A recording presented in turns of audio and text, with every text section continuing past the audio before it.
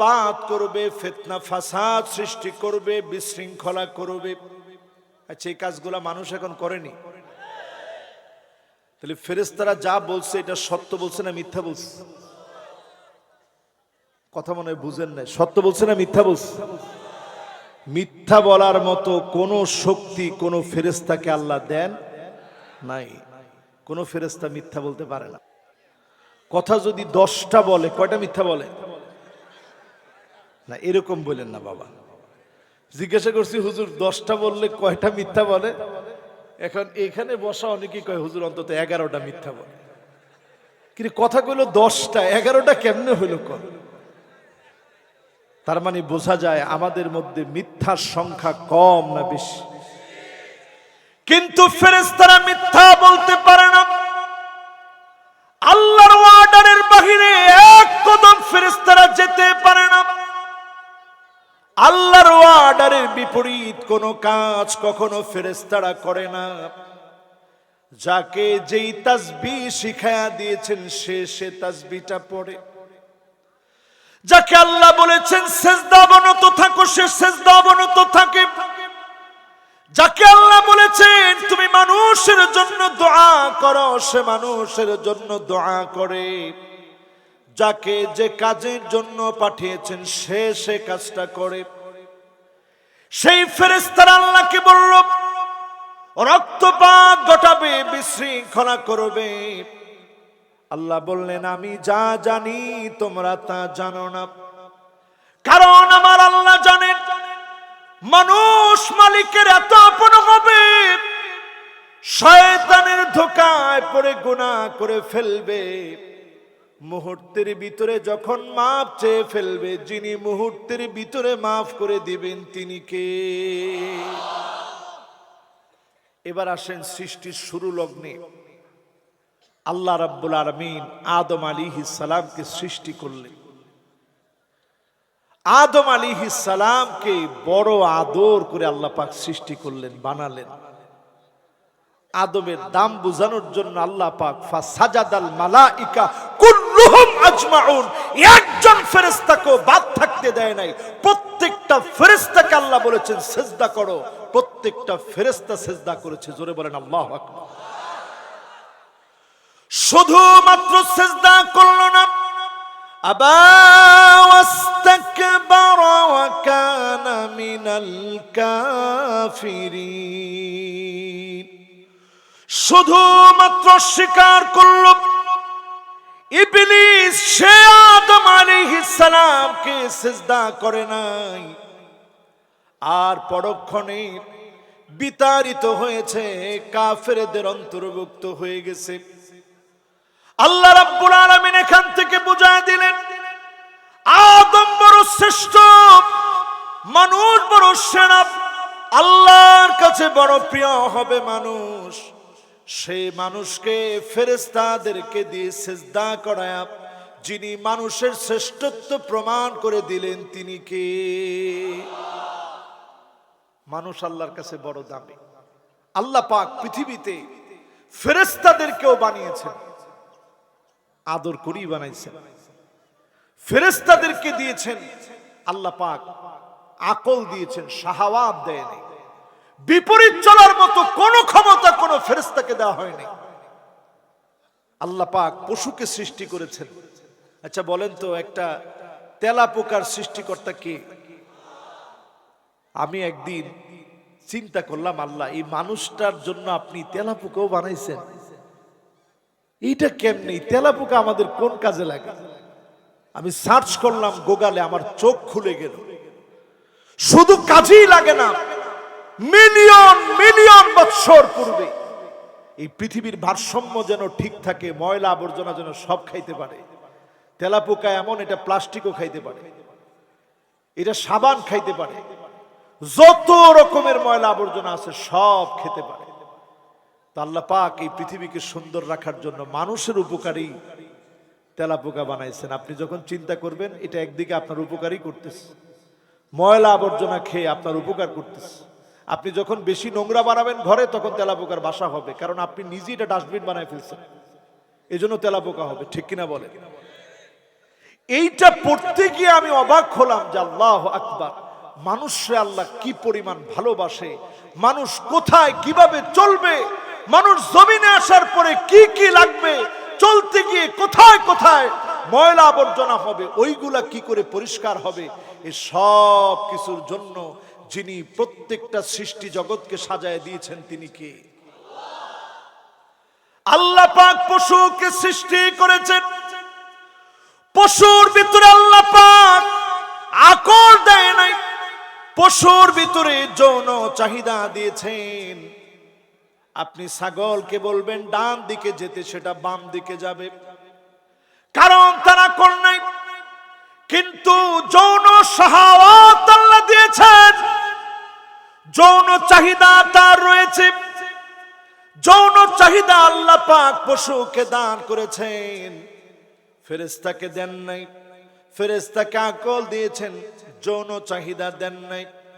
পশুকে আল্লাহ পাক আকল দেন নাই, যৌন চাহিদা দিয়েছেন।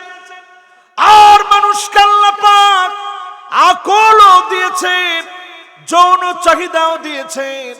এজন্য সব সৃষ্টির ভিতরে সেরা সৃষ্টি যিনি মানুষকে বানায় দিয়েছেন তিনি কে? লাকাদ খালাকনাল ইনসানা ফি আহসানি তাকওয়িম। গঠনের দিক থেকে, অবয়বের দিক থেকে, আকৃতির দিক থেকে সবচেয়ে সুন্দর মানুষ আল্লাহ রাব্বুল আলামিন বানায় দিয়েছেন। জোরে কোন আল্লাহু আকবার। কোন প্রাণী হাতের মধ্যে ঘড়ি পড়তে পারে না, পারে? পায়ের মধ্যে অথবা হাতের ভিতরে তাদের কোনো আঙ্গুলের সিস্টেম নাই। আমরা কত সুন্দর একটা আংটিও পড়তে পারি। কোন প্রাণীকে আল্লাহ পাক চুলগুলা কাটার মতো কোনো একটা সুন্দরভাবে চুলটা কাটবেন, সুন্দর করে দাড়ি রাখবেন, আপনার চেহারার সৌন্দর্য বর্ধিত হবে, সুন্দর একটা পোশাক পরবেন, একটা গাড়িতে করে আসবেন, আবার যাবেন, আবার ঘুরবেন ফিরবেন, এখানে সেখানে দেখবেন, এমন কোন সুযোগ আল্লাহ পাক কোন প্রাণীকে দেয় না, মানুষকে আল্লাহ দিছে। জোরে কোন আল্লাহু আকবার। এখন রহস্য কি? কেন আল্লাহ পাক জান্নাত থেকে দুনিয়াতে আমাদেরকে পাঠালেন? মুসা আলাইহিস সালাম লম্বা হাদিসের ভিতরে বিতর্ক করলেন আদম আলাইহিস সালামের সঙ্গে। আপনারা আমার কথা বুঝতেছেন তো? রবিউল ভাই বিষয় দিছে আমার, এটা আমি করবো কি কর। আমি এবার চিন্তা করতেছি আল্লাহ বুঝাইতে গিয়ে মানুষ বুঝবে কিনা শেষ পর্যন্ত। বুঝতেছেন তো কথা? ইনশাআল্লাহ একেবারে সহজ সাবলীল ভাষায়। আর গোপালগঞ্জের ভাষা তো বলতে গেলে বইয়ের ভাষা। ও ঠিক কইছে দুইজন। কি সমস্যা আপনাদের? তো গোপালগঞ্জের ভাষা বইয়ের ভাষা বললাম, এটা খারাপ বলছি বলে? গোপালগঞ্জের লোকেরই তো বইটই যা আছে সব কিছু এখন ঠিকঠাক করতেছে, কি বলেন? এজন্য গোপালগঞ্জ বাদ দিলে দেশ আর থাকে না। আর যেই সুন্দর পদ্মা সেতু হয়েছে, সুবহানাল্লাহ। রওনা দিছি কখন জানেন? ঠিক আসরের নামাজ পড়ে মাগরিবের আগখানে রওনা দিছি। তখন রবিউল ভাইয়ের হার্টবিট বেড়ে গেছে। উনি তো এখনো আগের চিন্তায় আসছে যে পদ্মা সেতু হইলেও না জানি যদি কোনো দুর্ঘটনা হয়, যদি জ্যামজট লেগে যায়। কিন্তু চিন্তা করেন সুবহানাল্লাহ, কত সহজে এই পথটুকুন পাড়ি দিয়ে চলে আসছে। নাইলে রওনা দেওয়া লাগতো, জুমা পড়া 1 সেকেন্ড দেরি নাই। এরপরেও আসলে শুধু ইয়া নাফসি করতে করতে কোনো রকম আশা লাগতো। কিন্তু আল্লাহ তাআলা সুন্দরভাবে নিয়ে আসছে। আপনারা খুশি না বেজার? মানব সৃষ্টির রহস্য একটা রহস্যে ঘেরা বিষয়। আল্লাহ রাব্বুল আলামিন অন্যান্য প্রাণীদের জবানে সার্বক্ষণিক জবানটা দিয়ে যতক্ষণ পর্যন্ত সে সজাগ থাকে, সজাগ থাকাকালীন সময় তার ঠোঁট নাড়া নাড়া প্রত্যেকটা সৃষ্টি মালিকের শুকরিয়া আদায় করে, মালিকের প্রশংসা করে, জিকির করে। পাখি যখন কুহু কুহু ডাকে, সেই কুহু কুহু তানের ভিতরে, তার এই সুরের ভিতরে কুহু কুহু বলে মধুর রবে যিনি আল্লাহু আল্লাহু বলে ডাকেন, যার নাম জপেন তিনি কে? ওয়ালাকিন লা তাফকাহুনা তাসবিহাহুম ওয়ালাকিন লা তাফকাহুনা তাসবিহাহুম, আমরা তার তাসবিহ বুঝতে পারি না। ছোট ছোট প্রাণী, যেই বোবা প্রাণগুলা বুঝে না, তাদের জবানেও প্রতিনিয়ত যার নামটা উচ্চারিত হয় তিনি কে? কিন্তু আল্লাহ পাক কোন প্রাণীর জন্য এমন বলে নাই, ইযা যাকারানি, ও গোলাম যখন আমাকে তুই ডাকবি আমি তোর কত কাছে হব। কোরআন সাক্ষী দিচ্ছে, ফাযকুরুনি আযকুরুকুম, তুমি শুধু আমার জিকির করবা, যিনি তোমার স্মরণ করবে, তোমাকে জিকির করবে তিনি কে? জিক্র মানে স্মরণ। আপনি আল্লাহ স্মরণ করবেন, যিনি আপনার স্মরণ করবেন তিনি কে? এখন আল্লাহ পাক আদম আলাইহিস সালামকে কেন দুনিয়ায় পাঠালেন এত সম্মান দেওয়ার পরে? একটা রহস্য আছে কিনা বলেন? অনেকেই মনে করি, যেটা মুসা আলাইহিস সালাম একদিন বিতর্ক করতেছেন, সহিহ মুসলিমে হাদিসটা, মুসা আলাইহিস সালামের একটা বিতর্ক সহিহ মুসলিমে আসছে। মুসা আলাইহিস সালাম আদম আলাইহিস সালামকে প্রশ্ন করবেন, আদম আপনি কেন ওই গাছের ফল খেয়ে ফেলেছিলেন? এই ফলটা খাওয়ার কারণেই তো আমরা দুনিয়াতে গিয়েছি। আহারে এত কষ্টের পর কষ্ট হয়েছে, কিছুই হয়তো না, আমরা জান্নাতে থাকতাম, আপনি ফলটা খাইলেন কেন? মুসা আলাইহিস সালামকে প্রশ্ন করতেছে, মুসা আলাইহিস সালাম প্রশ্ন করতেছে আদম আলাইহিস সালামকে।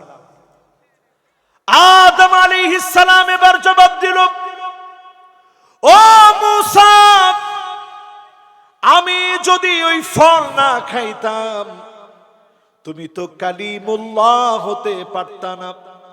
আল্লাহ নিজ হাতে তাওরাত লিখে তোমাকে দিত না, তুমি তাওরাত নামক কিতাব পেতা না। কালিমুল্লাহ সরাসরি মালিকের সঙ্গে কথা বলার মতো সামর্থ্য তোমার হতো না।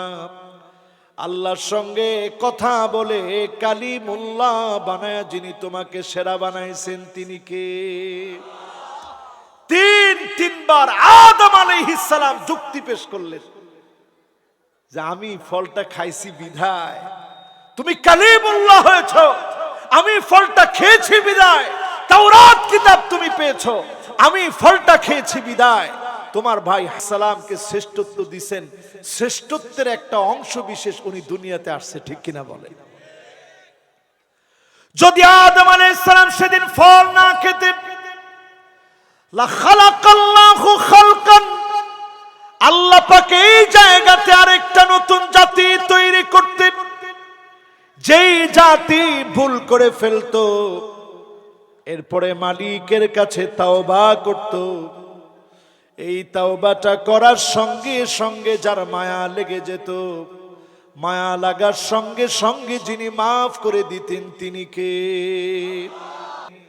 আদম আলাইহিস সালামকে সৃষ্টির 40 বছর পূর্বের কথা আদম আলাইহিস সালাম বলছেন। 40 বছর পূর্বে আল্লাহ পাক সিদ্ধান্ত নিয়ে রেখেছেন ফল আদম খেয়ে ফেলবে।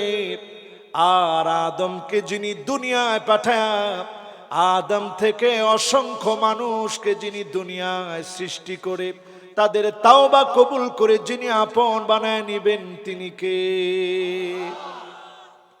এবার আরেকটা রহস্যের দিকে যাই, সূরা নিসা এর প্রথম আয়াত, ইয়া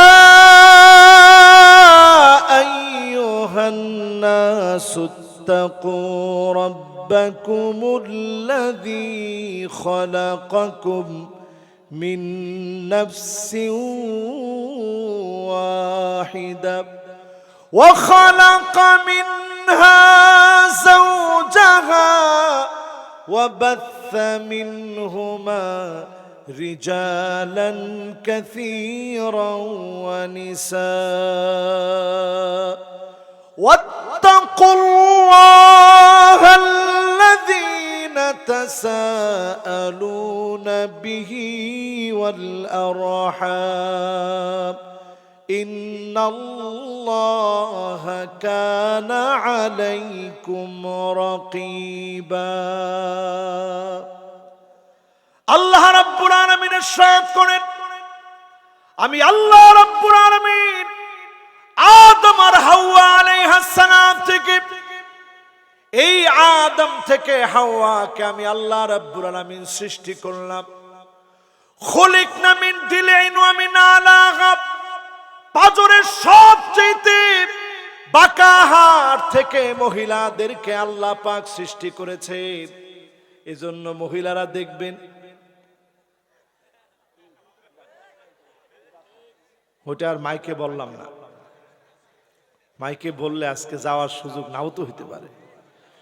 খুলিকনা মিন দিলইন ওয়া মিন আ'লাহা, উপরের সবচেয়ে পাজরের সবচেয়ে বাঁকা হাড় যেটা, সেটা থেকে আল্লাহ রাব্বুল আলামিন আম্মা জান হাওয়া আলাইহিস সালাম, আমরা কই হাওয়া, হাওয়া না, হাওয়া আলাইহিস সালাম, সবাই বলেন।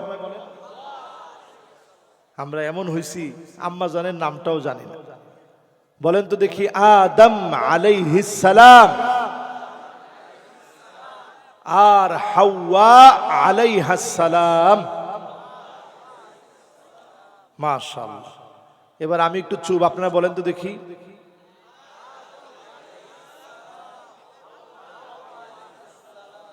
হাওয়া আলাইহিস সালাম আল্লাহ সৃষ্টি করছেন কোন জায়গা থেকে? খলিকনা মিন দিলইন ওয়া মিন আ'লাহা, সবচেয়ে উপরের বাঁকানো হাড় থেকে আল্লাহ রাব্বুল আলামিন বানাইছেন আম্মা জান হাওয়া আলাইহিস সালামকে।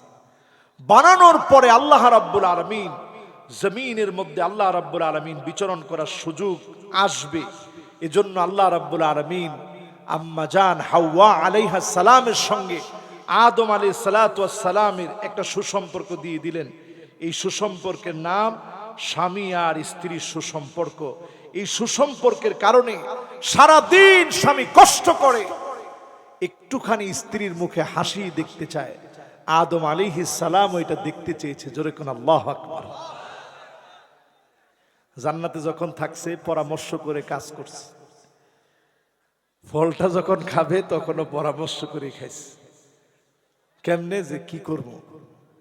ইবলিসের কাজ তো মিথ্যা বলা, আর যেহেতু আদম আলাইহিস সালাম আল্লাহর সবচেয়ে প্রিয় সৃষ্টি, উনি কত বিশ্বস্ত, কত আমিন, তিনি কখনো বিশ্বাসঘাতক হতে পারেন না, মিথ্যুক হতে পারেন না। সমস্ত নবীরা ছিলেন মাসুম, সমস্ত নবীরা ছিলেন নিষ্পাপ, কোন নবী কখনো মিথ্যা বলতে পারে না। জোরে কোন আল্লাহু আকবার। তিনি বিশ্বাস করলেন, বিশ্বাস করে তিনি ফলটা খেলেন। দুনিয়ার মধ্যে আল্লাহ রাব্বুল আলামিন পাঠায় দিলেন। দুনিয়ার মধ্যে যখন চলে আসলেন, আদম আলাইহিস সালাতু ওয়াস সালাম কান্নাকাটি শুরু করলেন আল্লাহর কাছে। রব্বানা যালামনা আনফুসানা ওয়া ইল্লাম তাগফির লানা ওয়া তারহামনা লানাকুনান্না মিনাল খাসিরিন। এই দোয়াটা আমরাও পড়ি তো।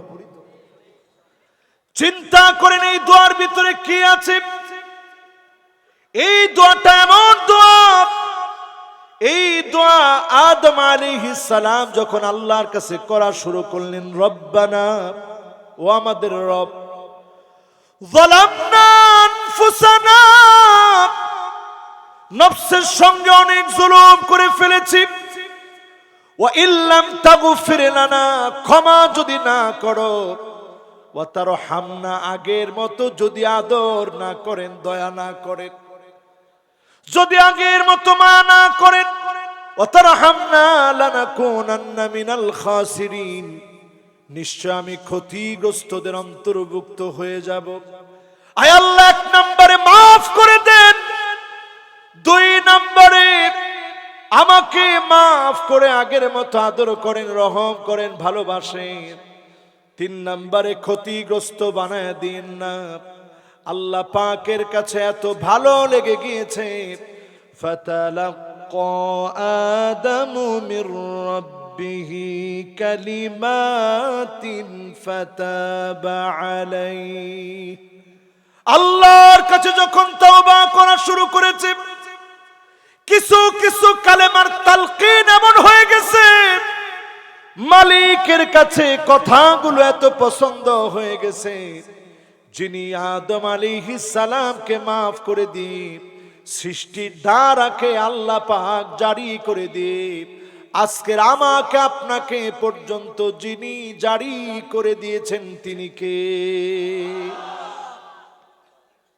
চিন্তা করেন পৃথিবী কি ছিল। আজ থেকে বেশি দিন আগে না, আজ থেকে 1000 বছর আগের জরিপ বলতেছে, 1000 বছর আগে এই পৃথিবীর মানুষের সংখ্যা কত ছিল? জরিপ বলতেছে মাত্র 25 কোটি মানুষ ছিল 1000 বছর আগে। কত কোটি? এই 25 কোটি আসছে আদম আলাইহিস সালাম আর আম্মা জান হাওয়া আলাইহাস সালাম এর সন্তান হাবিল আর কাবিল, এইভাবে করে করে করে করে করে করে সন্তানদের মধ্য থেকে তখন বিবাহ হতো ভাই বোনে, কারণ তখন তো মানুষের সংখ্যা কম। এইভাবে হতে হতে হতে হতে আল্লাহ পাক বিধান দিলেন, বিধানের মধ্য দিয়ে সৃষ্টির এই রহস্য এত দূর পর্যন্ত আসলো। 1000 বছর আগে এই পৃথিবীর জনসংখ্যা ছিল মাত্র 25 কোটি, আর আজকের 2023 বর্তমান 1000 বছর পরে পৃথিবীর জনসংখ্যা এখন 900 কোটির দিকে যাচ্ছে। কত কোটি? পৃথিবী আজ কোত্থেকে কোথায় চলে গেছে। এক সময়ের মানুষ যেটা কল্পনা করতে পারে না, সেই কল্পনার অতীত গন্তব্যে পৃথিবী আজ পৌঁছে গিয়েছে। মানুষের মধ্যে শয়তানের ওয়াসওয়াসার 3টা চাবি। ওই যে শয়তান আদম আলাইহিস সালামকে সেখান থেকে ধোঁকা দিয়েছিল, এরপর থেকেই শয়তান 3টা চাবি আমার আপনার জন্য ধার দিয়ে রাখছে। কয়টা? 3টা চাবি। দুনিয়াতে আসছে, সন্তান আদি যখন ছড়িয়ে পড়েছে, শয়তান 3টা চাবি খুব ভালোভাবে ধার দিচ্ছে।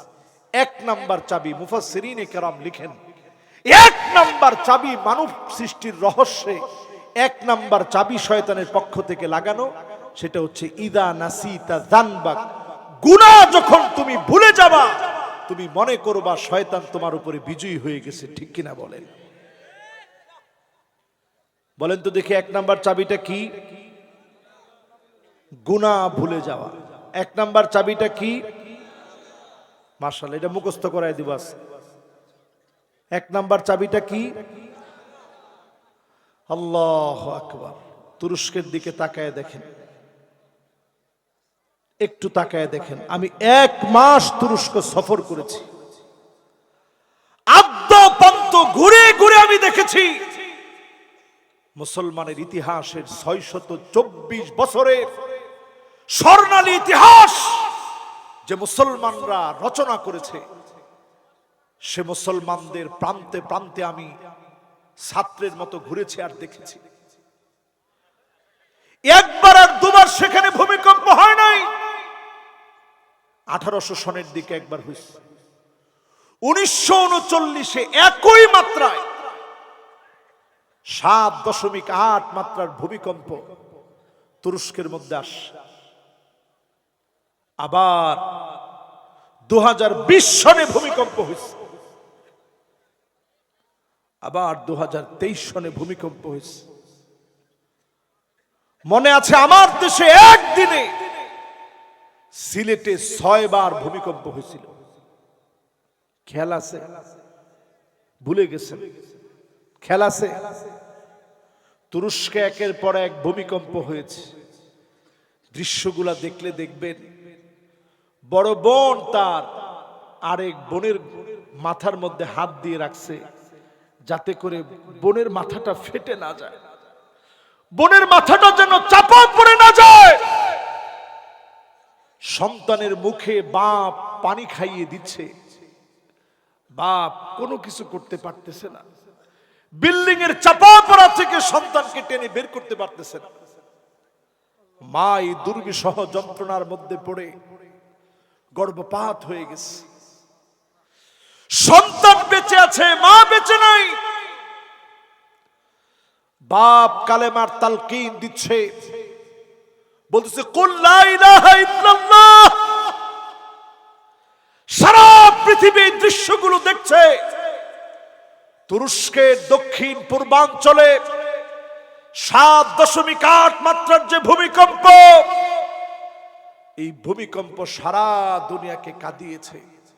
সারা দুনিয়া তুরস্কের এই ভয়াবহ ভূমিকম্পে মর্মাহত। আজ সিরিয়ার একটা অংশ ক্ষতিগ্রস্ত হয়েছে।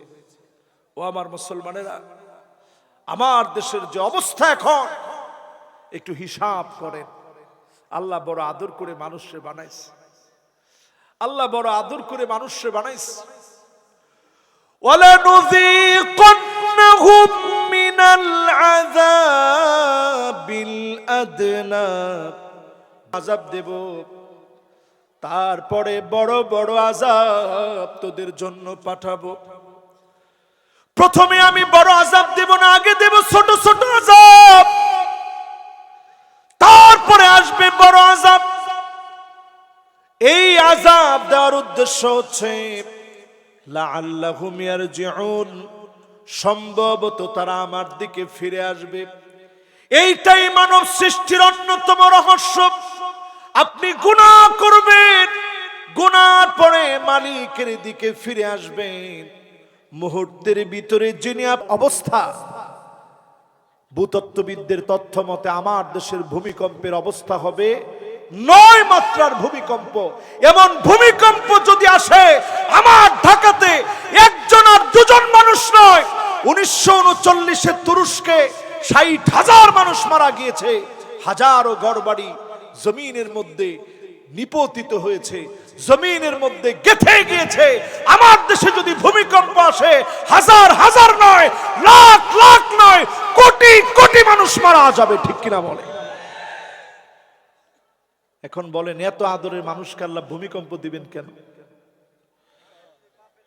এত আদরের মানুষকে আল্লাহ ভূমিকম্প কেন দিবেন? আল্লাহর মায়া কি আমাদের চাইতে কম? সবাই বলেন, আল্লাহর মায়া কি আমাদের চাইতে কম? ইন্নাল্লাহা জাআলার রাহমাতা মিয়াতা জাযা,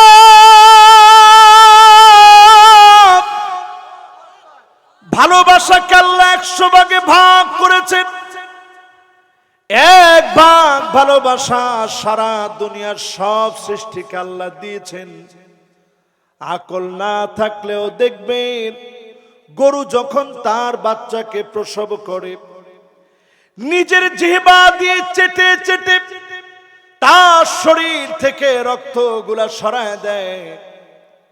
সন্তানটাকে দেখে বলতে পারে না, কেমন যেন বুক ফাটা কান্না করার মতো অবস্থা। বোবা প্রাণী হওয়ার পরেও এত বেশি মহব্বত করে। একটা বিড়াল দেখবেন, সন্তানটা দুনিয়ায় আসার পরে লুকায় একটা ছোট্ট জায়গার ভিতরে নিয়ে যায়, কেউ যেন কোনো ক্ষতি করতে না পারে। একটা মুরগির বাচ্চাকে মুরগি দেখবেন, বাচ্চা হওয়ার পরে কেমন হিংস্র হয়ে যায়। গোখরা সাপ আসলেও মুরগি তার জীবনের সবটুকুন দিয়ে বাচ্চাকে বাঁচানোর চেষ্টা করে। আল্লাহ পাক বুঝায় দিচ্ছেন, গোলাম, এটা তোর মা, তোর বাবা তোর প্রতি মায়া দেখায়। এই মায়াটা আসছে মাত্র এক ভাগ ভালোবাসা থেকে, আর 99 গুণ এমন ভালোবাসা যেটা মালিক কাউকে দেন নাই। এমন ভালোবাসা থেকে যিনি আমাদেরকে আপনাদেরকে ভালোবাসেন, তিনি কে? তাহলে ভূমিকম্প হয় কেন? তিনটা অপরাধের কারণে জমিনের মধ্যে ভূমিকম্প হয়। একটা হাদিসের ভাষ্য, আরেকটা হাদিসের ভাষ্য, 15টা কারণে ভূমিকম্প হয়। আমার আলোচ্য বিষয় যদিও সেটা না, সংক্ষিপ্ত আকারে কত বাজে এখন? 9:07। একেবারে সংক্ষিপ্ত, যেহেতু এই সময়টাতে এই কথাটা বলা এটা আমার ইমানি দায়িত্ব। শুনবেন আপনারা? বলবো। এই জমিনের ভিতরে ভূমিকম্প হয় প্রধানতম 3টা অপরাধের কারণে। একটা হাদিসের ভিতরে আসছে, রাসূল বলেছেন এর মধ্যে 1 নাম্বার অপরাধ হচ্ছে জাহারাতিল কাইনাত, গায়িকা বেড়ে যাবে। আমাদের দেশে গায়িকা এখন একেবারেই নাই। দেখছেন একজনের অবস্থা, বললাম গায়িকা একেবারেই নাই, কয় ঠিক হুজুর। মানে কোনটা ঠিক? আছে এটা ঠিক, মানে গায়িকা এখন ভরে গেছে। আর আমরা এমন হইছি, আমরা বেশ খুশি হই যদি মেয়ের কণ্ঠে একটা গান শোনাইতে পারে। তোর চাচা এসে একটা গান শোনা, তোর দুলাভাই আসছে একটা গান শোনা, নাউজুবিল্লাহ কন। কি অশ্লীল গান, যে গানগুলা মুখে আনা যায় না। বন্ধু তুই লোকাল বাস, লোকাল বাস মানে এটা যে কোনো জায়গায় থামতে পারে নাকি? তাহলে এই লোকটা সোজা বাংলায় যদি আপনাদের গোপালগঞ্জের ভাষায় বলে, এরকম লোকাল বাস মার্কা চরিত্র হইলে এটাকে কি বলে?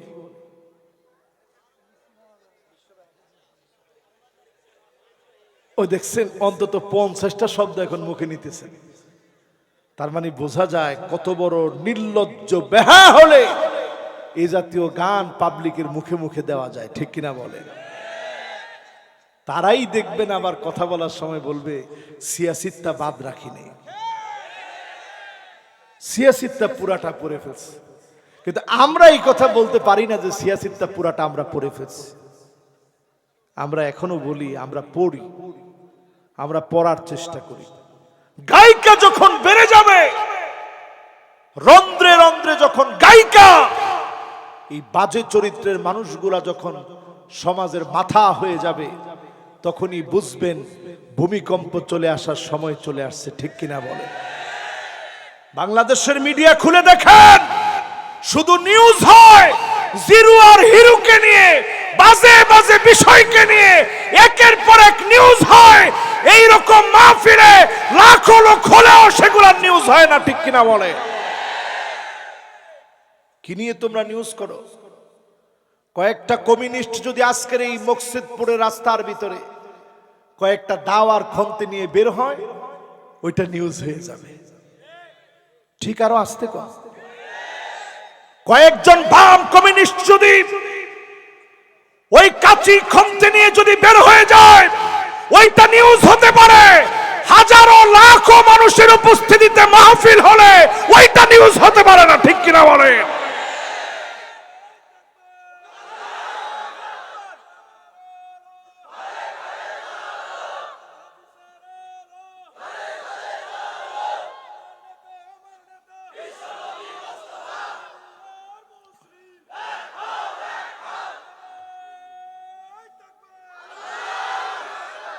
মাশাআল্লাহ। এবারে মাহফিল একটু বসে চিন্তা করেন তো দেখি, অধিকাংশ গায়িকাদের সংখ্যা বেড়ে যাবে, গায়িকারা খুব মাথার উপরে উঠে নাচবে, এগুলা হচ্ছে কিনা? যদি এরকমই হয় তাহলে বুঝবেন ভূমিকম্প আসার সময় চলে আসতেছে। আর আজকে যদি এই কথাগুলো আমি গোপন করি, ওয়াত্তাকু ফিতনাতাল লা তুসিবান্নাল্লাযীনা যালামু মিনকুম খাসসা, আযাব যখন আসবে তখন আমাকে আল্লাহ ছেড়ে দিবে না। এই মানুষগুলোর কারণে ভালো ভালো নেককার মানুষগুলো আযাবের মধ্যে পড়ে যাবে, ঠিক কিনা বলে? 1 নাম্বার গেছে। 2 নাম্বার, ভূমিকম্প আসার কারণ হচ্ছে নবীজি সাল্লাল্লাহু আলাইহি ওয়াসাল্লাম বলছেন, মাআজিফ, একতারা, দুতারা, সেতারা, ডিজে পার্টির নামে বড় বড় বক্স লাগায়া মানুষকে কষ্ট দিবে, মিউজিক চারদিকে ছড়ায়া পড়বে, ঠিক কিনা বলে? এখন চলে কোথায়? কোন দোকানের সামনে? ও, আমি শুনছি যে হুজুর এই যে এখানে রবিউল ভাইয়ের বাড়ির পাশে এক দোকানের সামনে চলতেছে। আমি তাহলে বন্ধ করাইতাম এখন, যে কিরে এত বড় আয়োজন করতেছে, হাজার হাজার টাকা খরচ করে, লাখ লাখ টাকা, কিসের হাজার হাজার মেয়ে, লাখ লাখ টাকা খরচ করে এই মাহফিল করতেছে। মুসলমানি বিয়া আর জন্ম, মাশাআল্লাহ ভালো কথা মনে করাই দিস। মুসলমানি, এরপরে কি নাম দিছেন? মুসলমানি। এরপরে নাম দিছেন কি? বিয়া না, আরবিতে এটাকে বলে নিকাহ। এই বিয়ের মধ্যে আমরা মুসলমান থাকি শুধু কতক্ষণ? শুধু খালি যতক্ষণ কবুল বলা লাগে, হুজুর সামনে থাকে, এতক্ষণ মুসলমান। এরপরে আর হুজুরের পাঠ যখন থাকে না, একটা দোয়া করাই দিছে হুজুরে, যে আল্লাহ এই পরিবার দম্পতির মধ্যে আল্লাহ শান্তি আর বরকত দিয়ে দিও বিরহমাতিকা ইয়া আরহামার রাহিমিন, মানে শেষ। এরপরে সারা সময় ধরে ডিজে পার্টি করে যারা এই জাতিকে উত্তক্ত করছে, কসম আল্লাহর, বাধা দেন এদেরকে। যদি না কান, আল্লাহর আযাব আর গজব প্রতীক্ষায় আছে, ঠিক কিনা বলে? এরকম মনে করেন না যেগুলারে আপনি আপনার কোনো ক্ষমতা দিয়ে মোকাবেলা করবেন। আল্লাহ যখন করোনা থেকে আমাদেরকে বাঁচাই দিছে, তখন আমরা কি বললাম? আমরা করোনাকে মোকাবেলা করেছি, করোনার চাইতে আমরা শক্তিশালী। মোকাবেলা করছেন। মানুষ ভিক্ষুকের মতো আল্লাহর কাছে সেজদায় পড়ে কাঁদছে, আপনি দেখছেন? ঢাকা সিটির প্রত্যেকটা বাড়ির ছাদের মধ্যে মানুষ সালাতুত তারাবি পড়ছে আর আল্লাহর কাছে কাঁদছে যে আল্লাহ মসজিদে ঢুকতে পারতেছি না। আমি নিজে সাক্ষী, তাকায় তাকায় দেখতাম প্রত্যেকটা ছাদে ছাদের উপরে আল্লাহর গোলামেরা 5 জন 10 জন করে দাঁড়ায় দাঁড়ায় আল্লাহর একত্ববাদের ঘোষণায় সালাতুত তারাবিতে আল্লাহর কাছে কেঁদেছে, ঠিক কিনা বলে? করোনা এমনি যায় না, ভারতীয় ভেরিয়েন্ট এসেছিল আমার দেশ। ওই সুশীল সমাজ তারা বলছিল বাংলাদেশে মানুষ মরে রাস্তায় রাস্তায় পড়ে থাকবে, পরিস্থিতি এমনই হওয়ার কথা ছিল। কিন্তু যিনি দয়া করে এই গরিব দেশের মানুষগুলারে হেফাজত করেছেন তিনি কে? কিন্তু আল্লাহরে আমরা চিনি নাই, মোটেও আল্লাহর গোলাম হতে পারি নাই। করোনা চলে গেছে, আবার আমরা গুনার দিকে চলে আসছি, ঠিক কিনা বলে? এজন্য ভূমিকম্প থেকে যদি বাঁচতে চান মুসলমান, আজকে থেকে মিউজিক ছেড়ে দেন। ভূমিকম্প থেকে যদি বাঁচতে চান, মিউজিক ছেড়ে দেন। দুঃখের কথা আর কোথায় বলবো বলেন? এখন আমাদের দেশে মোটিভেশনাল স্পিকার, মানে বক্তা হয়ে গেছে মোটিভেশনাল স্পিকার। উনার কথার ভিতরে আস্তে মায়াবী একটা মিউজিক দিয়ে দেয়। আরে আল্লাহ, এই হুজুরগুলা কিয়ামত টাইনে আনতেছে। আরো আস্তে ঠিক বলেন। আর আপনারা সমানে শেয়ার করেন যে সুবহানাল্লাহ, আবার সুবহানাল্লাহ। আগে এক সময় বিদেশের কিছু গায়কদের ইসলামী সঙ্গীতের মধ্যে দেখতাম মিউজিক দেওয়া, বিরক্তে আমার কলিজা ফেটে যেত। কিরে, এই লোকগুলো ইসলামী সঙ্গীতের মধ্যে কেন এরকম মিউজিক দিল? এখন তাকায় দেখি বিদেশের গায়ক না, আমাদের দেশের সঙ্গীতগুলোর ভিতরে নানা রকমের মিউজিক আর মিউজিক ঢুকায়া কিয়ামতের ভয়াবহতার দিকে ধাবিত হচ্ছে, ঠিক কিনা বলে?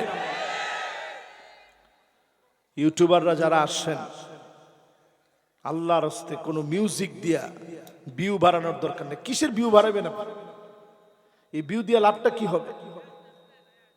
ওয়াজিলাত কুলুবুহুম, মোমেন্ট হবে সে যে কোরআনের তেলাওয়াত শুনলে তার প্রত্যেকটা লোমকূপ দাঁড়ায় যাবে, জাহান্নামের ভয়ের কথা শুনলে তার হৃদয়টা প্রকম্পিত হবে, সে হবে মুমিন, সে আল্লাহর দরবারে পুরস্কৃত হবে, ঠিক কিনা বলে? বন্দুক দেখছেন? যখন আমাদের সেনাবাহিনীদের বিভিন্ন ভিডিও দেখবেন, যখন গুলি করা হয়, ট্রেনিং চলে, দেখবেন গুলিটা ধাম করে পিছনের দিকে আসে, পুরাটা নাট বল্টু যেন ধাক্কা মেরে দেয়। কেমন যেন মুমিন এমন হবে যখন কোরআন কারীমের তেলাওয়াত হবে, তার মাথা থেকে পায়ের তালু পর্যন্ত সারা শরীরের ভিতরে একটা পরিবর্তন হবে, ঠিক কিনা বলে? কিন্তু এটা হয় না কেন আমাদের? এই জন্য হয় না, আল্লাহ বড় আদর করে আমাদেরকে বানাইছেন। আল্লাহ পাক আমাদের সামনে দিছেন কোরআন। আমরা এই কোরআনটাকে বাদ দিই মানব, এই কোরআন আজ অবহেলিত আমাদের কাছে। একজন মুসলমান কি করে মুসলমান থাকে যার এক সপ্তাহ চলে যায় একটা লাইন কোরআন পড়ে নাই, একটা আয়াত কোরআন তেলাওয়াত করে নাই? কেমন করে আপনি মুসলমান নিজেকে দাবি করেন? ভূমিকম্প আসার আগে শুধরে যান মুসলমান। এবার তৃতীয় নাম্বার যে কারণে ভূমিকম্প আসবে, তৃতীয় নাম্বার কারণ হচ্ছে শরীবাতিল খামর।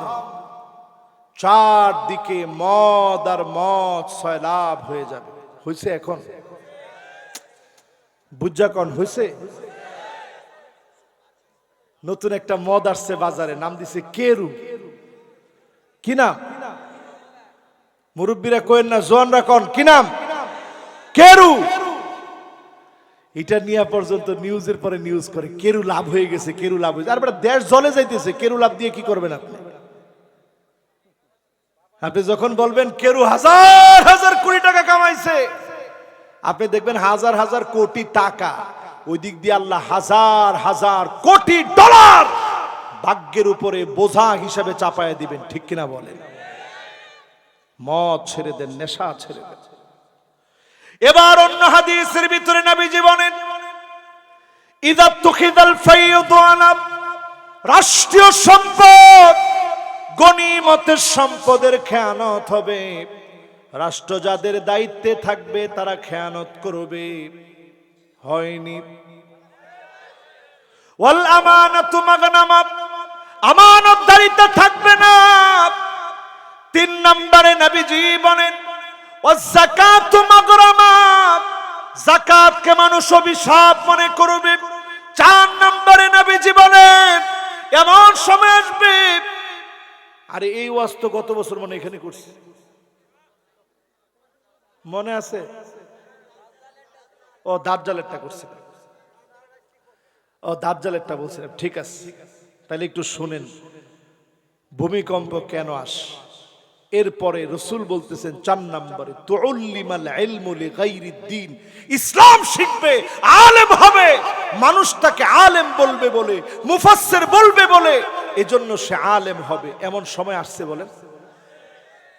পোলাবান্ডে জিজ্ঞাসা করলে কি হইবা? কয় হুজুর আপনার মতো বক্তা। মানে আমি কত বড় টাউট এটা আমি না জানি, আমারটা আপনি জানেন না, আমারটা জানি আমি আর আমার আল্লাহ। আমার ইখলাস কতটুকু আছে এটা আমি আর আমার আল্লাহ ছাড়া কেউ জানে না, শুধু আমি জানি আর আমার আল্লাহ জানে। আল্লাহ যদি আমাদের মতো দাঈদেরকে এক রাতের নিয়ামত সম্পর্কে জিজ্ঞাসা করে, আমার মনে হয় জবাব দেওয়া সম্ভব হবে না, হবে না, হবে না। কারণ কি দেয় নাই আল্লাহ? সম্মান, সুখ্যাতি, টাকা পয়সা, দৌলত, নিয়ামত সব দিয়েছে। সব পাওয়ার পরে কতটুক আমরা নিয়ামতের শুকরিয়া আদায় করছি? এখন বক্তা হওয়ার জন্য মানুষের আপ্রাণ চেষ্টা, পিছনে গ্রিন স্ক্রিন ব্যানার লাগায়া এরপরে মাইকের মধ্যে বসে ওয়াজ করে, সামনে শ্রোতা নাই একটা, সে জোরে বলেন না সুবহানাল্লাহ।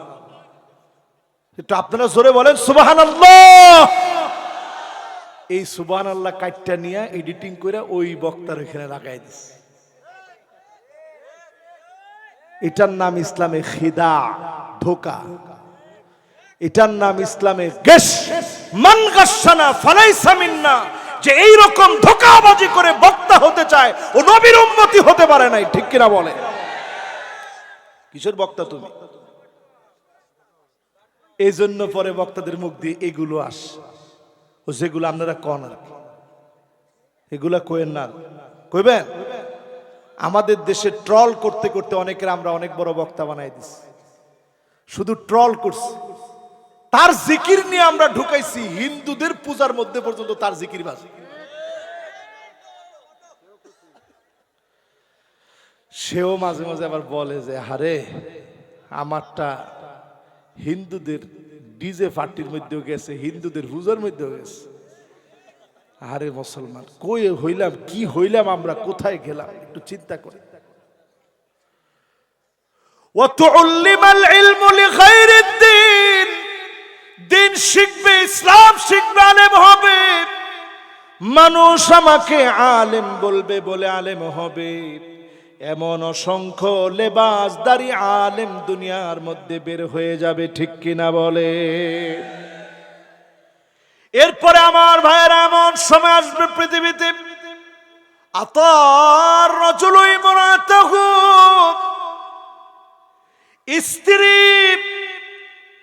স্ত্রীর কথা স্বামী উঠবে আর বসবে, প্রতিনিয়ত স্ত্রীর কথা শুনবে।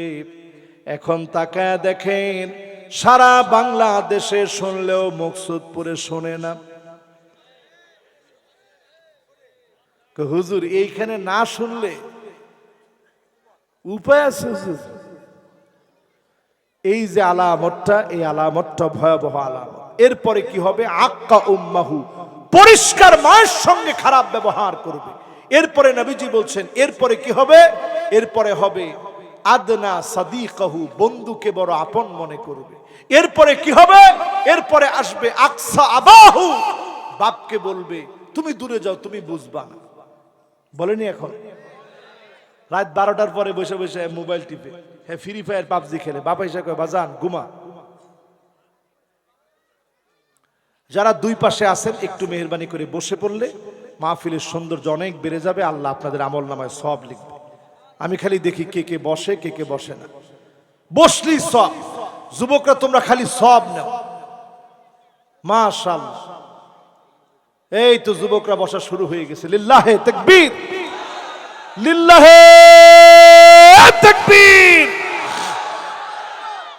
আচ্ছা, আজকের মাহফিলে যদি আপনারা 10 টাকা করে দিতেন কয় টাকা হইতো? যাকে এবার আর কিছু কইলাম না, যদি মাঠটাট কিনা হয় তাহলে ইনশাল্লাহ কম, মনে অসুবিধা নেই, ইনশাল্লাহ কম। মানে এই যে এখন একটা সুন্দর পরিবেশ হয়েছে, যদি এরকম একটা মাঠ কোরআনের খেদমতে হয়ে যায়, আপনারা খুশি না বেজার? পিছনের লোকগুলা খুশি হয় না রে বাবা? আপনারা খুশি না বেজার? না, এখনো পুরা খুশি হন নাই। খুশি, আল্লাহ যেন খুশি বানায় দেয়, পড়েন আমিন। এই সাইডের গুলো ভাইরা একটু গিয়ে যদি বসেন সৌন্দর্য বাড়বে ইনশাআল্লাহ। এটা আমাদের আবদার আপনাদের কাছে। জায়গা নাই, ওই যে পিছনে জায়গা আছে, অসুবিধা না, আপনারা দেখতেও পারবেন। এখানে কিন্তু মাইকের কোনো ডিস্টার্ব নাই। এই যে দেখেন আলহামদুলিল্লাহ, এখানে যত মিডিয়ার মাইক আছে সব এখানে, সবাই ইনশাল্লাহ দেখতে পাবো। আমরা সবাই একটু ধৈর্য ধরে বসি, এখন কেউ যায়েন না আল্লাহর রাস্তায়।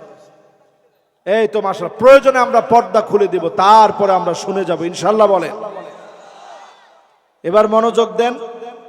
ফ্রি ফায়ার আর পাবজি খেলতেছে রাত 12টার পরে। বাপ গিয়ে কইছে বাজান এটা করস কি, খেলিস না, এগুলা খেললে গুনাহ হয়। কারে ধরো, তুমি কি বুঝবা, যাও যাও যাও, তুমি বুঝবা না। আপনি যে কথাটা কইলেন, আসলে বাপ বুঝে নাই না আপনি বুঝে নাই? বাপ বুঝে নাই না আপনি বুঝেন নাই? মূলত আপনি বুঝেন নাই, বাপ ঠিকই বুঝছে। পোলাপান বয়স, এখন দেখবেন চশমা লাগে। হুজুর আপনিও তো পড়ছেন, আমি এটা এমনি পড়ছি, কারণ এই যে অনেক ক্যামেরা থাকে তো, এগুলার লেন্সের একটা পাওয়ার আছে, তো এটা থেকে যেন আল্লাহ তাআলা আমার কোনো ক্ষতি না দেন, এই জন্য আমি সবসময় চশমা পড়ি। এটার কোনো পাওয়ার নেই। তো আমাদের যুব সমাজ এখন এত বেশি মোবাইল দেখে, 11,75,00,000 লোক শুধু আমার দেশ বাংলাদেশে 5 ঘন্টার উপরে মোবাইল চালায়। ঠিক কইছে 3 জনে। শুধু আমার যুবকদের মধ্য থেকে 1 জন 2 জন নয়, 1,24,00,000 উপরে যুবক শুধুমাত্র বাংলাদেশের নাগরিক শুধু ফ্রি ফায়ার আর পাবজি গেমস খেলে। 100 জনের মধ্যে 81 জন যুবক, জরিপ চালায় দেখা গেছে, সার্ভে করে দেখা গেছে 81 জন যুবক পর্ণ আসক্তির মধ্যে ডুবে আছে। জোরে কর নাউজুবিল্লাহ। আযাব আসবে না কেন বলে?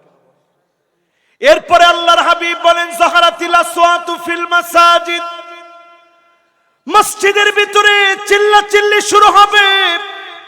সভাপতি, সেক্রেটারি আর কারোর সঙ্গে না পারলেও ইমাম আর মুয়াজ্জিনকে গালিগালাজ করবে, ঠিক কিনা বলে? চলেনি এগুলা। এরপরে নবীজি বলেন সাদুল কবিলা ফাসিকুহুম, ফাসিকগুলো এলাকা এলাকা নেতা হয়ে যাবে, ফাসিকগুলো নেতাগিরি করবে, ফাসিকদের নেতৃত্বে এলাকা এলাকায় চলবে, ঠিক কিনা বলেন? কি কোন কি আসতেছে সামনে একটু শুনেন। জাইমুল কওমে আরজালুহুম, জাইম বলে ছোট নেতা না, বড় বড় নেতা। আলেমরা কি কন? জাইম মানে কি নেতা? বড় নেতা, বড় নেতা, দলনেতা, বড় বড় নেতা। রাসূলের পরিভাষা, এটা হাদিস, রাসূলের পরিভাষায় রাসূল বলছেন জাইমুল কওমে আরজালুহুম, বড় বড় নেতা। এই বড় বড় নেতা হবে, এই নেতাগুলার চরিত্র ভালো হবে না, দুশ্চরিত্র লম্পট। যখন বড় নেতা হবে বুঝবেন আযাব আর গজব চলে আসার সময় চলে এসেছে, ঠিক কিনা বল? রাসূলের হাদিস শোনাচ্ছি তিরমিজি, পড়ে দেখবেন। রাসূলের পরে বলছেন উকরিমার রাজুলু মাখাফাতা শাররিহি, মানুষ এত বেশি ওই খারাপ লোকদেরকে ভয় করবে শুধুমাত্র পিঠ বাঁচানোর জন্য, চাকরি বাঁচানোর জন্য, অথবা নিজের অবস্থান ঠিক রাখার জন্য, ব্যবসা বাণিজ্য ঠিক রাখার জন্য। দুশ্চরিত্র লম্পট আর খারাপ লোকটাকে সম্মান আর ইজ্জত করবে, ঠিক কিনা বলে? দেখলে স্যার স্যার ভালো আছেন, স্যার স্যার কোন সময় আসলেন, স্যার স্যার আপনারা ছাড়া বাঁচি না, স্যার আপনি একটু খাইলে আমার মনটা ভালো লাগে। যাওয়ার লগে লগে খুব আল্লাহ মরে নাকি? হ্যাঁ, বুঝতেছেন তো অবস্থা? 100 ঠিক। রাসূল হাদিসে কইছে, আপনি কেমনে মনে করলেন এর এক সুতাই দিক সেদিক হবে? এরপরে রাসূল বলেছেন জাহারাতিল কাইনাতু ওয়াল মাআজিফ, এমন সময় আসবে গায়িকা বেড়ে যাবে, বাদ্যযন্ত্র বেড়ে যাবে, মানুষের পোশাক ছোট হয়ে যাবে। হইছেনি এখন? এরপরে নবীজি বলছেন শরিবাতিল খামর, জায়গায় জায়গায় মদ বেড়ে যাবে, ইয়াবা বেড়ে যাবে। বলবো? মন খারাপ করবেন না তো? আরেকটা নেশা আবিষ্কার, সেটা হচ্ছে মুজা পোষে দুর্গন্ধ হইলে ওইটা। আর এটা আমি বলতেছি না, মা তো তাদের পেজে ঢুকে দেখলাম যে কি পরিমাণ মানুষ এদেশে মাদকাসক্ত। তারা লিখছে 25 লক্ষ লোক মাদকাসক্ত। বুঝেন আপনি কি অবস্থা দেশে? তারা লিখেছে সর্বনিম্ন যার ড্রাগ এডিক্টেড হতে 1.5 শতাধিক টাকা ব্যয় করে টোকাইরা।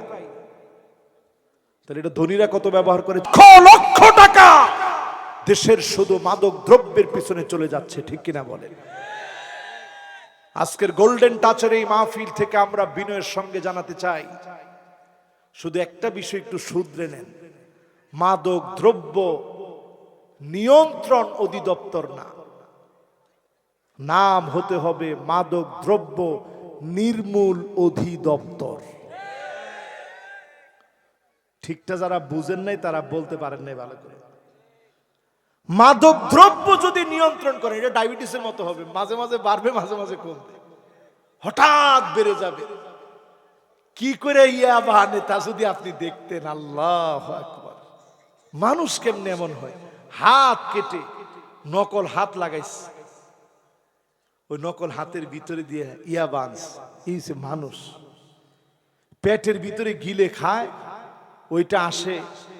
আল্লাহ তাআলা যেভাবে মানুষকে সৃষ্টি করছেন স্বভাবজাত, পেট খালি করার জন্য মানুষ যা করে, ও শুধু ইয়াবা খালি করার জন্য তা করে। ওই ইয়াবা মানুষ খায়, যেটা খায় এটার মানুষ থাকে,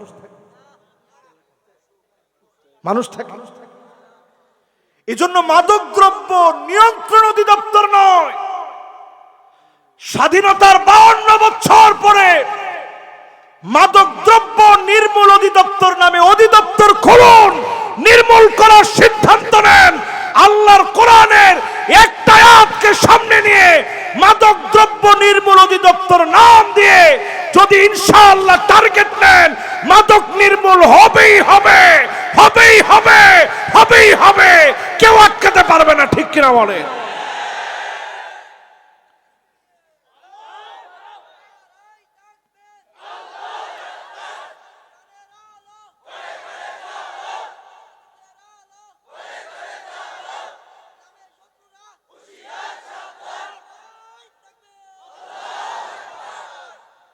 এই যে কথাটা আমি বললাম, এই কথার সাথে আপনাদের কি কোনো দ্বিমত আছে? কারণ আযাব আসতেছে। এরপরে রাসূল করিম সাল্লাল্লাহু আলাইহি ওয়াসাল্লাম বলছেন, ওয়ালা আনা আখিরু হাযিহিল উম্মাহ ওয়ালাহা, আগেকার বড় বড় আলেমদেরকে গালিগালাজ করা হবে, নানা রকমের তকমা লাগায়া আলেমদেরকে অপমানিত অপদস্থ করা হবে। ঠিক কিনা বলে? আমাদের দেশের নাটক আর সিনেমাগুলোর মধ্যে দেখবেন, যেই লোকটার চরিত্র খারাপ, লম্পট, বাজে চরিত্রের মানুষ, তাকে আইডেন্টিফাই করতে গিয়ে তার মুখের মধ্যে দাড়ি, কপালের মধ্যে নামাজের কর, সুন্দর একটা টুপি পরায়া, পাঞ্জাবি পরায়া ওই লোকটাকে লম্পট সাজানো হয়। আমি জাতির কাছে জানতে চাই, যারা জাতির কোটি কোটি টাকা মেরে খায়, যারা লম্পট, যারা লুটেরা, যারা দুশ্চরিত্র, কয়জন লোক দাড়ি টুপিওয়ালা আছে খুঁজে দেখেন। আমি বলবো না একেবারে নাই, কিন্তু শূন্যের কোঠায় আপনি পাবেন। ঠিক কিনা বলে?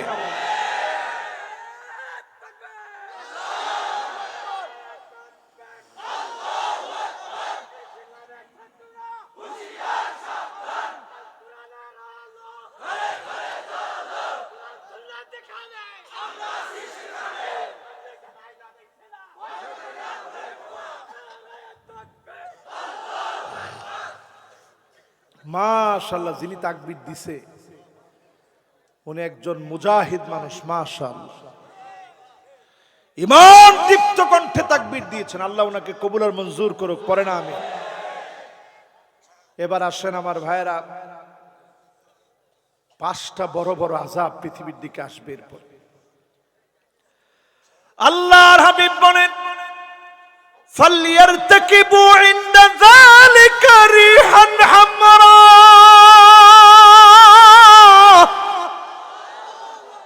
পৃথিবীর ভিতরে অদৃশ্য আগুন আসবে। কোত্থেকে আগুন জ্বলবে কেউ দেখবে না। ক্ষেতের পর ক্ষেত জ্বালায় দিবে, পুড়ায় দিবে, ছারখার হয়ে যাবে। অলরেডি আমার বাংলাদেশের কিশোরগঞ্জের বিভিন্ন অঞ্চলের ভিতরে অদৃশ্য এমন আগুন এসে ক্ষেতের পর ক্ষেত জ্বালায় দিয়েছে। এই পর্যন্ত যিনি আমার দেশের সমস্ত মানুষদের উপরে আযাব দেন নাই, হেফাজত করে ভালো হওয়ার জন্য ডাকতেছেন, তিনি কে? দ্বিতীয় নাম্বার আযাবটা হচ্ছে জালজালা, ভূমিকম্প। এই ভূমিকম্প আসবে এতগুলো অন্যায়ের পরে। এই যতগুলো অন্যায় করছি, বলছি আমি যতগুলো অন্যায়ের কথা, এই অন্যায়গুলো আমরা করি কি করি না? সবাই বলেন, করি কি করি না? এই সব অন্যায়গুলো আমরা করে ফেলছি। আল্লাহ দয়া করে আমাদেরকে হেফাজত করছে। মানুষ মরে যায়, তার মরার কথা, এজন্য আল্লাহ পাক এইভাবে লিখে রাখছেন, এই সময় মরে যায়। মানুষ বলে কি, হারে লোকটা ডেঙ্গু জ্বর হয়েছিল পরে মারা গেছে। আসলে ডেঙ্গু জ্বর একটা সবব, কিন্তু এই সবব আপনি যদি সারাদিন মশারিও টানায় রাখেন, আল্লাহ লিখে রাখে ডেঙ্গু মশা আপনাকে কামড়াবেই কামড়াবে। তদবির কখনো তাকদীরকে আটকাতে পারবে। তাইলে হুজুর চেষ্টা করব কেন? ঘুমায় থাকলেই তো হয়। চেষ্টা করবেন সওয়াবের জন্য, কারণ চেষ্টা করতেছেন এরপরেও পাচ্ছেন না, আল্লাহ পাক আপনাকে সওয়াব দিবেন। একটা সময় আল্লাহ পাক আপনার ভাগ্য পরিবর্তন করে দিবেন। পড়েন ইনশাআল্লাহ। ভূমিকম্পের মতো আযাব আসবে। এরপরে নবীজি বলেন, খাসফা মানে ভূমি ধস হয়ে যাবে। সারা দুনিয়াতে ভূমিকম্পের পাশাপাশি ভূমি ধস শুরু হয়ে গেছে। ভূমিকম্প হয়েছে আফগানিস্তানে, ভূমিকম্প হয়েছে ইন্দোনেশিয়ায়, ভূমিকম্প হয়েছে উজবেকিস্তানে, আমার দেশে একই দিনে ৬ বার সিলেটে ভূমিকম্প হয়েছে। যিনি দয়া করে মায়া করে হেফাজত করেছেন তিনি কে? এরপরে আসবে খসফা মানে ভূমিধস, এরপরে আযাবটা আরো মারাত্মক, ওইটার নাম মাসখা। মাসখা মানে হচ্ছে একটার দুইটা না, হাজার হাজার পাথর পৃথিবীর দিকে দিয়ে আসবে, টেকটনিক প্লেটগুলো ফেটে গিয়ে যেভাবে ভূমিকম্প হয়, আর ঠিক তেমনি আল্লাহর এমন গজব আসবে, পাথরের পর পাথর পড়বে জমিনের মধ্যে, বিল্ডিং এর পর বিল্ডিং, শুধু নয় দেশের পরে দেশ মাটির সঙ্গে বিলীন হয়ে যাবে, মানচিত্র থেকে হারায় যাবে। একমাত্র যদি বাঁচতে চান আল্লাহর গোলাম হওয়া ছাড়া বাঁচার কোনো উপায় নাই, ঠিক কিনা বলে? এরপরের আযাবের নাম কযফা। এটা কেমন? ছেলে মেয়ে হয়ে যাবে, মেয়ে ছেলে হয়ে যাবে। বিগত 2 সপ্তাহের আগের খবর বলতেছি, বাংলাদেশের ভিতরে মেয়ে ছেলে হয়ে গেছে। যেই মেয়ের বিয়ে হয়েছিল সে বলতেছে হঠাৎ করে, এবং তার কাছ থেকে এটা নেওয়ার পরে সব জায়গায় এই ভিডিও এসেছে, সমস্ত মিডিয়াতে এই ভিডিও এসেছে, এবং এই মিডিয়ায় ভিডিওগুলো আসার আগে জাস্টিফাই করা হয়েছে আসলে কি বিয়ে হয়েছিল কিনা, সত্যিকারই সে মেয়ে ছিল কিনা, সব জাস্টিফাই করে দেখেছে হ্যাঁ ঠিকই সে মেয়ে থেকে ছেলে হয়ে গেছে। এটা কার আযাব? আল্লাহর আযাব। প্রত্যেকটা আযাব কিছু কিছু আমার দেশে চলে আসছে, সবার মধ্যে আযাবটা ব্যাপক আকারে আল্লাহ দেন নাই। আল্লাহর বড় দয়া, আল্লাহ তাআলা চান গোলাম তোরে বড় আদর করে বানাইছে, শয়তানের চাবির ভিতরে পড়িস না। মানুষ সৃষ্টির রহস্যের পিছনে আল্লাহ পাক শয়তান কেমন ভাবে দাঁড় করায় দিছে। শয়তান আল্লাহর কাছে চ্যালেঞ্জ করে বলে, قال فبما أغويتني لأقعدن لهم صراطك المستقيم ثم لآتينهم من بين أيديهم وعن أيمانهم وعن شمائلهم ولا تجد أكثرهم شاكرين। শয়তান চ্যালেঞ্জ করে বলে, قال فبما أغويتني لأقعدنهم صراطك المستقيم ثم لآتينهم من بين أيديهم وعن أيمانهم وعن شمائلهم من بين أيديهم ومن خلفهم وعن أيمانهم وعن شمائلهم ولا تجد أكثرهم شاكرين। শয়তান চ্যালেঞ্জ করে বলে, আয় আল্লাহ যেহেতু এই মানুষের জন্য বিতাড়িত করলেন, অবশ্যই আমি দেখে নিব কেমন করে এই মানুষগুলো জান্নাতে যাবে। কখনো আমি ডান দিক থেকে, কখনো বাম দিক থেকে, কখনো সামনে থেকে, কখনো পিছন থেকে, আমি বারবার ধোঁকা দিব। ওয়ালা তাজিদু আকসারহুম শাকিরিন, অধিকাংশ মানুষকে পাবেন না যারা শুকরিয়া আদায় করবে, অধিকাংশ মানুষকে পাবেন না যারা কৃতজ্ঞতা আদায় করবে। শয়তান আল্লাহর সঙ্গে চ্যালেঞ্জ করলেন। আল্লাহ পাক হাদিস কুদসির ভিতরে জানায়া দিলেন, আনানাস সামা, গোলাম তোদের গুনাহ যদি সুদূর আকাশের মেঘমালা পর্যন্ত পৌঁছে যায়, একটাবার যদি মন থেকে তাওবা করিস, যিনি তোর গুনাহগুলো মাফ করে দিবেন তিনি কে? এবার শয়তানের 3 চাবির কথা শুনেন। 1 নাম্বার চাবি শয়তানের, মুফাসসিরিন কেরাম লিখেন, ইযা নাসিতা যানবাক, শয়তান ঠিক তখন আপনাকে পাকড়াও করবে আপনি যখন গুনাহকে গুনাহই মনে করবেন না। এখন আমাদের সমাজের মানুষ গুনাহকে গুনাহ মনে করি, জোরে বলেন গুনাহকে গুনাহ মনে করি, জিনাকে জিনা মনে করি, সুদকে সুদ মনে করি, ঘুষকে ঘুষ মনে করি, জুলুম নির্যাতনকে জুলুম নির্যাতন মনে করি, নিরপরাধ মানুষকে অপরাধী সাজাতে এক মুহূর্ত পর্যন্ত চিন্তা করি না, ঠিক কিনা বলে? ধরবেন আল্লাহ। শয়তানের প্রথম চাবি এটা। এই চাবি যে ধরা খেয়ে গেছে, এই চাবির মধ্যে যে আটকা পড়ে গেছে, যে ব্যক্তি মনে করছে গুনাহ করছি কি হয়েছে, আমার শক্তি আছে গুনাহ করি। আপনি যদি সমুদ্রে ফেনা পরিমাণও গুনাহ করে ফেলেন, সুদূর আকাশের মেঘমালা পর্যন্ত গুনাহ করে ফেলেন, তাওবা করার মতো যদি তাওবা করেন, যিনি মাফ করে কবুল করে নিবেন তিনি কে? এক নাম্বার চাবি গেছে। এবার কয় নাম্বার চাবি? শয়তানের তিনটা চাবি আছে। ইজাস্তাকসারাল ইনসানু আমালুহু, ইজাস্তাকসারাল ইনসানু আমালুহু, এমন সময় আসবে মানুষ নিজেকে অনেক আমলি মনে করবে। আপনি মনে করবেন আমার চাইতে বড় আমলি কে? এটা শয়তানের আরেকটা নেক্সট শুরুতে ধোঁকা।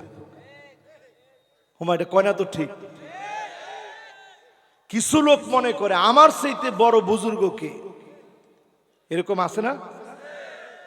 তখন তার নামাজের মধ্যে শয়তান 6 রকমে তাকে ধোঁকা দেয়। কয় রকম শুনবেন?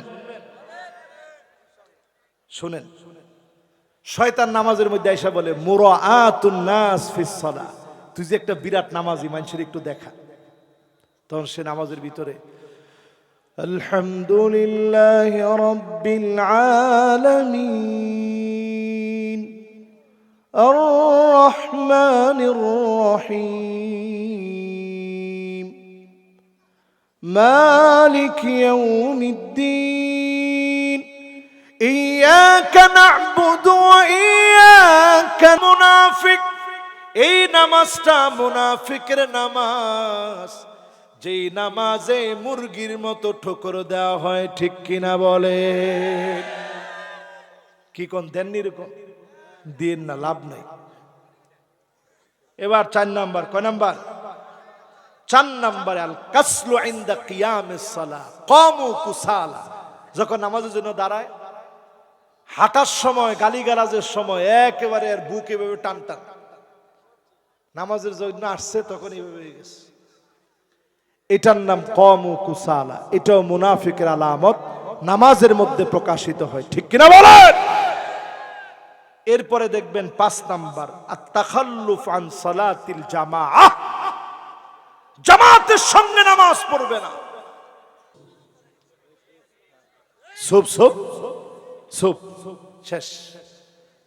সুবহানা রাব্বিয়াল আযীম, সুবহানা রাব্বিয়াল আযীম, সুবহানা রাব্বিয়াল আযীম, সামিআল্লাহু লিমান হামিদা, রব্বানা লাকাল হামদ হামদান কাসীরান তাইয়িবান মুবারাকান ফীহি, আল্লাহু আকবার, সুবহানা রাব্বিয়াল আ'লা, সুবহানা রাব্বিয়াল আ'লা, সুবহানা রাব্বিয়াল আ'লা। এভাবে ধৈর্য ধরে পড়বেন। রাজি আছেন ইনশাআল্লাহ? এবার আরেকটা জিনিস বলি। একজন সাহাবী নামাজের মধ্যে কি জানি বলল, রাসূল দেখলো আকাশের একটা না দুইটা। আল্লাহর হাবিব নামাজের পরে বললেন, আজিবতু লাহা ফুতিহাত লাহা আবওয়াবুস সামা। অবাক হয়ে গেলাম, কার কোন কথার কারণে না জানি মালিক এত খুশি। কে তুমি? এই কালেমাগুলো পড়েছো? একজন সাহাবী হাত তুলে বললেন, নবী গো, আমি পড়েছি এই কালেমাগুলা। আল্লাহর হাবিব বললেন, কি কি পড়েছো? সাহাবী বললেন, আল্লাহু আকবার কাবীরা ওয়ালহামদুলিল্লাহি কাসীরা ওয়া সুবহানাল্লাহি বুকরাতাও ওয়া আসীলা। আজকের এই মাহফিল থেকে মানব সৃষ্টির রহস্যে শয়তানকে আল্লাহ রাব্বুল আলামিন বিতাড়িত বানাইছেন, এই পর্যন্ত আসছে। তাহলে শয়তানের চাবি কয়টা? মাশাআল্লাহ। 1 নাম্বার চাবি কি? হ্যাঁ, গুনাহটা খালি ভুলাই দিবে, এটা শয়তানের কাম। আর যদি আপনি গুনাহকে মনে করে ঘুমাতে যেতে নিয়েছেন, মনে হয়ে গেছে আহারে আজকের রাতটা যদি বিদায় রাত হয়ে যায়, কেমন করে মালিকের সামনে দাঁড়াবো, কোন মুখে আল্লাহকে চেহারাটা দেখাবো, এই কথা যদি আপনার মনে পড়ে যায়, আপনি যদি একটু কান্নাকাটি করে মাফ চাইতে পারেন, আপনার চোখের পানি একদিক দিয়ে পড়বে। মুফাসসিরিন কেরাম লিখতেছেন, শয়তানের রহস্যের ভিতরে দ্বিতীয় চাবিটা লিখতেছেন। শয়তানের দ্বিতীয় চাবি কি? শয়তান আপনাদেরকে এসে মনে করায় দিবে। কি মনে করাবে? আপনারে বলবে, ইজাস্তাকসারাল ইনসানু আমালাহু, তুই অনেক বড় বুজুর্গ, তোর আমল অনেক বেশি, ওই লোকটা তো গুনাহগার, ওই লোকটা বেনামাজি, ওই লোকটা বেরোজাদার, ওই লোকটাকে তুই খাটো কর। আছে না? এটা আমাদের সমাজে। পরে আমরা বলি, আমি খুব স্ট্রেট ফরওয়ার্ড হুজুর, আমি খুব স্ট্রেট ফরওয়ার্ড, ওই লোকটা বেনামাজি, ও খবিশ, ও শয়তান, ও ইবলিশ, আমি একলা আল্লাহওয়ালা বুজুর্গ। তোর বুজুর্গি শেষ। কথা কয় না? তোর বুজুর্গি শেষ। কি লিগে শেষ? ওই সামনে সামনি তাচ্ছিল্য করেন, তুচ্ছ করেন, ছোট করেন, গালিগালাজ করেন, খোঁটা দেন, এই মানুষগুলা ওয়াইলুন, ধ্বংস ধ্বংস ধ্বংসের ভিতরে আছে। ঠিক কিনা বলে? এই জন্য শয়তানের প্রথম চাবির ভিতরে যেমন পড়বেন না, যেমন গুনাহগুলো ভুলে যাবেন না, তেমন আবার আমল করলে নিজেকে অনেক বড় মনে করবেন না।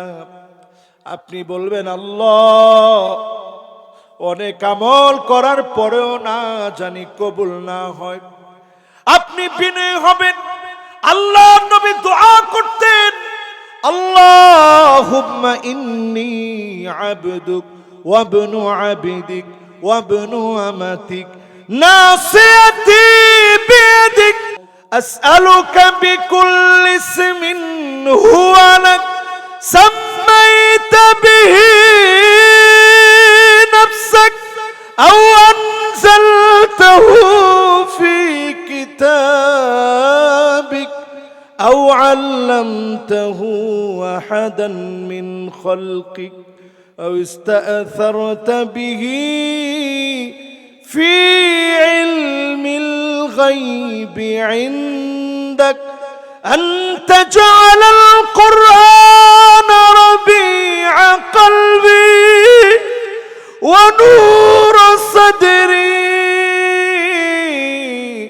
ওয়া জালা'a হুজনি ওয়া যাহাবা। এজন্য আল্লাহু আকবার বলছে একজনে, সবাই মিলে এখন না বললো, একটু বুঝাই দিলে আল্লাহু আকবার বলবেন, মানে বলতে বাধ্য হবেন ইনশাআল্লাহ। রাসূল বলতেছে, আল্লাহ আমি আপনার গোলাম। দ্বিতীয় নাম্বার, গোলামের ঘরের গোলাম। আল্লাহ আমার মা আপনার বান্দি, আমার চুলের গুচ্ছটা আপনার হাতের মুঠোর ভিতরে, যখন যা ইচ্ছা তাই আপনি করতে পারেন। জোরে করে আল্লাহু আকবার। আপনার সিদ্ধান্তগুলো সব সঠিক, আপনার সিদ্ধান্তগুলো সব আদালতপূর্ণ। আল্লাহ যত নাম আপনার আছে প্রত্যেকটা নাম ধরে ডাকতেছি, যত নাম আপনি কিতাবের মধ্যে শিখিয়েছেন নামগুলো ধরে ডাকতেছি, যত নাম আপনি আপনার কোন বান্দাকে শিখিয়েছেন নামগুলো ধরে ডাকতেছি, যত নাম আপনার আমার হৃদয়ের বসন্ত বানায় দেন। বলেন আল্লাহু আকবার।